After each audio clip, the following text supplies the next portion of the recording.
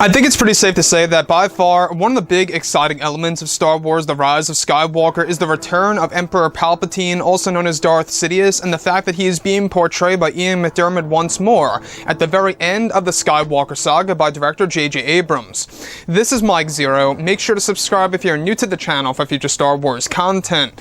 Now, one thing about Episode 9 that a lot of fans are looking forward to, either they're very worried about it, or they're very, excited about it, or apathetic towards this movie, whatever it may be, a lot of fans are still very curious about exactly how Palpatine will be utilized in this movie by director J.J. Abrams, and a lot of fans, including myself, and really crossing our fingers that it's actually going to be executed on the big screen correctly and to the point where it will resonate with fans very much on a satisfying note around the world. Now, on top of all this, we do know that this film is going to have many different twists and turns and all these different revelations that will lead to saga-wide implications in Episode 9. And with that being said, we also know that J.J. Abrams wants to make this by far the darkest Star Wars film there is out of the entire saga. Now, what's really intriguing has all to do with the final twist in The Rise of Skywalker. Now, specifically, shot descriptions consisting of a sequence where it's explained that both Rey and Kylo Ren are said to be inside of Palpatine's throne room on the world of Exegol, where they are both said to be put into a Force freeze state, also known as, of course, Force stasis. The Force freeze state is actually said to be a moment in which Sidious is giving them a lecture about the origins of the dark side and the secrets of the Force. It's explained by Sidious when he has both Rey and Kylo Ren trapped inside of his throne room, where they are both unable to go anywhere, that he begins to talk about Supreme Leader Snoke, where Palpatine unveils that he has been pulling the strings from the very beginning of everything related to Supreme Leader Snoke and the entire time from the very start of his fake-out death on the second Death Star, where Sidious multiple times was able to enter the mind of Snoke and control the First Order the way he wanted it to, in the form of a distraction of his new Sith Empire under construction. It's said that there are moments in The Last Jedi in which Palpatine is tapping into Snoke's mind to control the First Order a certain way, and it's said to explain why at times Snoke talked like Palpatine, such as calling Rey young Rey, like how he calls Luke young Skywalker, and telling Kylo Ren to fulfill your destiny. At this time, Palpatine was testing Kylo Ren by using Snoke, and that Snoke was unable to sense Kylo Ren was planning to kill him, since Palpatine took over Snoke's mind temporarily before he was sliced into two pieces. This was actually said to be, of course, Palpatine's way of putting that power into Kylo Ren, into the Supreme Leader Snoke character, to have him go down the dark side path even further for Kylo Ren, to become stronger so that later on, Palpatine could benefit from his energy using the Force conduit technique. Now, the turn of events is said to shock Kylo Ren, learning that if it weren't for Palpatine, Snoke would have known about Kylo's plot to kill him inside of his throne room, and that also Sidious unveils that he was also behind the downfall of Luke Skywalker, and that Palpatine was able to play his cards correctly by creating dark side tendencies within young Ben Solo, so that Supreme Leader Snoke would later sense his presence to create him to become his new apprentice. Palpatine had to do all of this remotely, since he could not escape the Beyond at the time, which is said to be the very center of the unknown regions, and that Palpatine used Snoke as a puppet to master Kylo Ren remotely. At times during Luke's time on Ahch-To on the island, Sidious even caused Luke to experiment through the ways of the dark side before Luke shut himself off from the Force before realizing this, and that Luke learned more about its power and origins to the point where he actually is able to realize everything there is about the Mirror Cave. Lastly, it's explained that Sidious unveils to Kylo that he knew the Skywalkers would continue after Luke Skywalker, and knew that Luke would not turn to the darkness. However, waited for the rise of Kylo Ren for decades, and was the one responsible for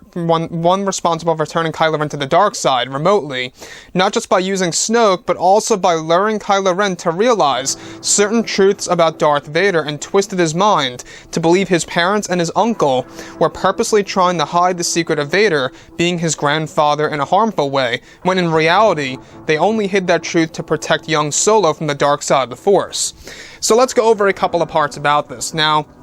What do I think about this particular twist that is all set and ready to debut with The Rise of Skywalker? Now, honestly, I think that this is a better way of explaining more about why Snoke kind of comes off like Palpatine in The Last Jedi. Like I say, you guys may recall those little pieces of lines of dialogue where he says, you know, young Rey, or fulfill your destiny, and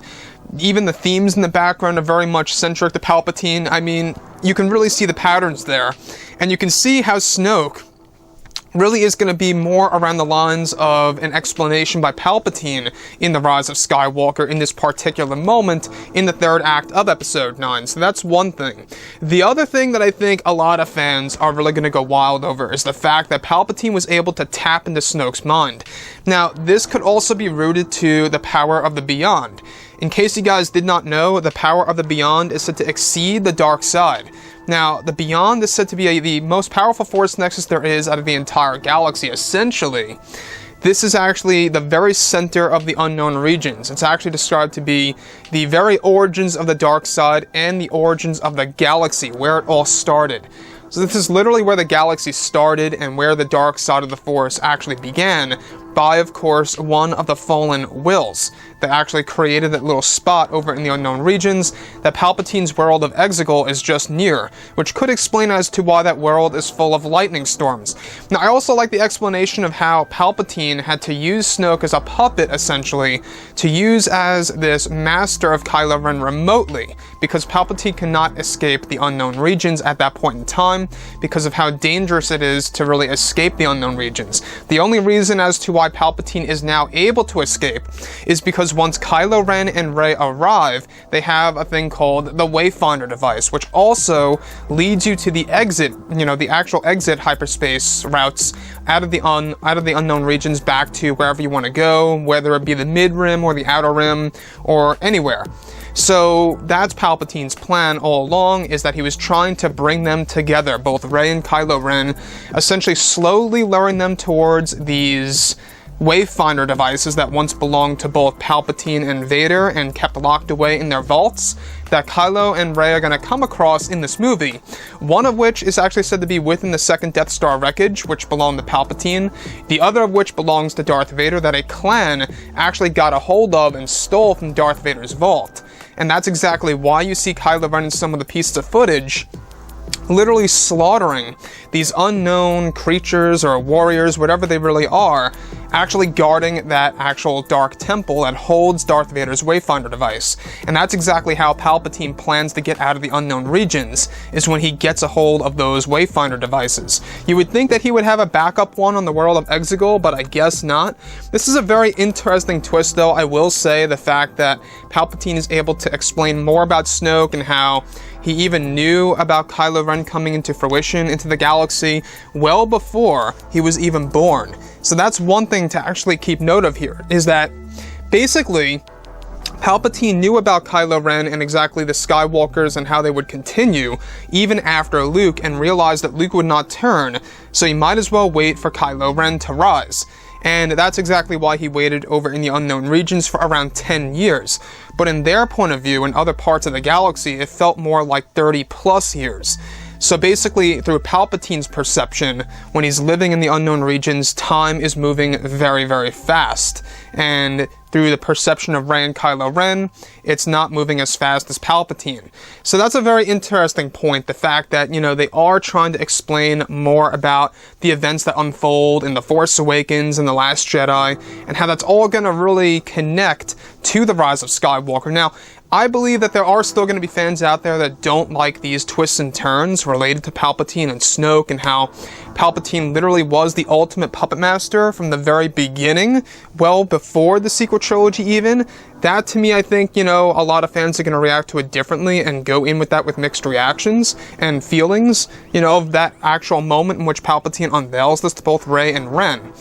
The last bit that I just want to talk about real quick is the fact that he even allowed Luke to experiment with the dark side on Octu, and is one of the main reasons as to why Luke shut himself off from the Force. One of the main reasons, not the only reason, but one of the only reasons. So with that being said, guys, drop a comment below. Let me know what you think about all of this in the comments, and if you guys did enjoy the content for today, do make sure to drop a thumbs up on this video to support the channel. I thank you all so very much for the kind support, and I'll catch you guys next time.